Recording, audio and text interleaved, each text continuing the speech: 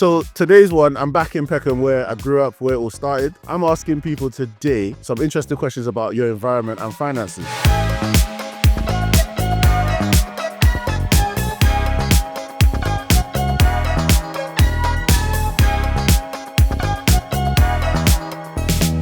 So today I'm here with Josh. He also is there. And Deja. nice to meet you guys. And how old are you, Josh? I'm 27. And how old are you? 26. 26. And what do you both do for work? So I'm part security, and I just got into cybersecurity. Nice. I'm not working at the moment. Today I'm with. Lukman Temida Hassan. And how old are you, sir? I'm 57. And what do you do for work, sir? I'm a builder. Lovely. Today I'm with. Rylan, Nice to meet you. And how old are you, sir? I'm 43. And what do you do for work? I work in a college supporting those with advanced learning needs. Do you think that growing up in a rich area gives you an unfair advantage? I believe so. Maybe due to the networking, coming from, I guess, more experienced background, people that normally come from money, normally have money in their family or linked to it in a sense. So if they have a business, they're more likely to add it to their child or, friends, also like that, yeah. So today I'm asking people a couple questions regarding the impact of their environment and their finances. So my first question for you today is, do you think living in a rich area gives you an unfair advantage? It's yes, it's no. And the reason is in this area, this is London. Now, when you are living in an area like Dulwich, depending on your connection with people, how you connected, the rich people help themselves while they don't see the other side of the poor side.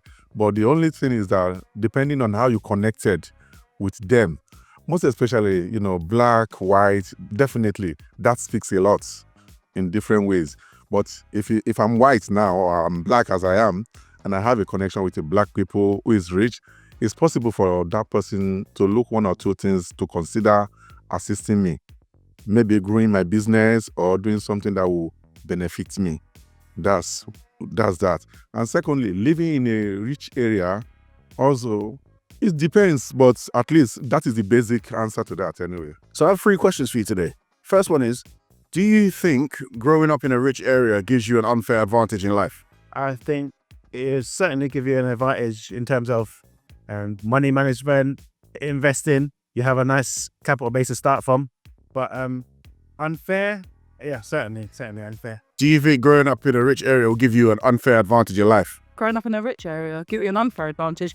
Do you know what? Yeah, because you don't really get much of it's a bit more like not culturally, it's not as diverse and whatever. So you do miss out on quite a lot. But yeah, you do have the money advantage, but it's kind of like you're missing out a bit more in that kind of sense. Do you know what I mean? My second question, Uncle, is what's one money lesson that you've learned from your environment, good or bad? It's both. There is good, there is bad. This is Peckham.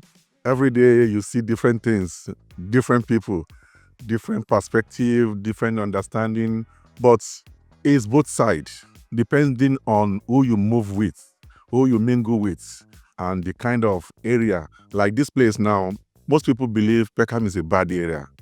That is maybe 20, 30 years ago, but not anymore. So there is a lot of development and a lot of, trying to make sure everything is in order. So that is the answer to that as well. What lesson would you say you've learned from the area that you've grown up in about money, good or bad? Okay, so I'm from Peckham as well, grew up around Peckham. I would say, in a sense, Peckham's always been about fast money, the stereotype that comes with Peckham, easy money you can make here and there, dodgy business, whatever. But I feel like as time goes on and people grow up and expand, basically get their own experiences, maybe they go to university, maybe their friends and put them onto certain businesses, they actually become more of entrepreneurs. It's more of we have to make this happen, not something's going to be given to us kind of thing. So yeah, I feel like it's a good thing as well. Can you name one thing that your environment taught you about money? Yes, but nothing good. What was it? Life is short, live for today. How does that tie into money? So is it like... So just spend what you have while you got it. Let the good times roll, because you never know when it will end. What lesson have you learned about money from growing up? I think money changes people. I think for the good and the bad, I think when you get on a certain level, it kind of shows who you are as actual person. You know, when you do have quite a lot of money, how are you actually, like, have you kept the same friends around you? Are you like, is that brought you a different status to be like, a bit more like looking down on people and things like, you know, I don't know. So sort of like that. Do you know what I mean? Made the person more arrogant. Yeah, like it does show you who you are truly, you know. Do you think you'd be richer than you are now if you had grown up in a different area? I will say yes. If I'm not in London, I've used my most of my time when I came to England. I used most of my time in London, but I didn't mean I'm outside London. I will have achieved a lot more than this because London is too expensive to live. You have to, in fact, you get tickets when you park. A lot of things. There is no way, even though if it's possible for paying for your breathing, you will pay. Yeah. So, but when you are now in 2-bedroom flats in London now, the cheapest one you see is 1,650, 2-bedroom. But when you go to maybe Doncaster, Hull, Birmingham, Manchester, Coventry, those places are within maybe £800. So you save almost £1,000 or £900 every month. Also, but the only thing, because being an African, there's a lot of disadvantage over there as well. You have to be driving if you want to be comfortable with your family. Then also getting foodstuffs is not everywhere. So you have to, some people drove from Manchester, Coventry, Doncaster to London to come and do their shopping every month. But living in London is extremely expensive. But because of my job, that's why I'm still here and I have my family here. But I didn't mean I'm in outside London, maybe whatever outside London, maybe 3-4 hours away. Of course, I will be richer than the way I am. If you're being honest, do you think you'd be richer than you are today if you grew up in a different area? Oh, certainly. If I grew up in, say, High Street Kensington, then circumstances would automatically infer that I grew up around money. So I'd have more opportunities. My net worth probably be substantially richer. Yeah, I'd be better off as a result. My last question would be, this is me asking you guys to be honest. Do you think you'd be richer if you grew up in a different area? 100%. I believe, again, it's a hard question, isn't it? Because some people, they make it happen and then they continue with their family. But I believe that if you have some experience from another background, a business or coming from an entrepreneurial background as well, it just gives you like a spring, like a step up from the competition or people in your age group or even your demographic, basically. So yeah, I believe it would. I think it does help, but I think again it's like the mindset of it. Like, are you ready to put yourself out there and make the money, or are you going to be lazy and just like accept that this is kind of, oh, my family made it and I don't really have to do much? But being like somewhere that's not really like got much money flowing, it definitely gives somebody an advantage to be like, no, I need to chase it, I need to get there, I need to do this. It's a motivation thing. Whereas I don't think you would have that much if you already grew up with it around. One last thing I want to ask. What advice would you give to your 18-year-old self now, or any 18-year-old that wants to get ahead financially?